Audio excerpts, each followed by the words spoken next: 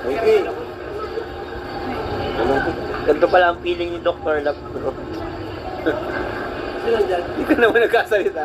Ganito ang feeling. Ganito si Dr. Love, ginagaya ko lang. Natutok lang. Insan! Insan! Insan! Ako nga. Kailan ka na? Insan! Wala ko dito. Insan, no? Akala ko yun yung best friend ka. Guys, abangan niyo po yung upload natin, guys. Pag-uwi pa. Ayan po si Insan, no? Kaya ano ka, kala namin na gusto natin. Kasi po, nagkasusan ka? Paano ba kaya ako?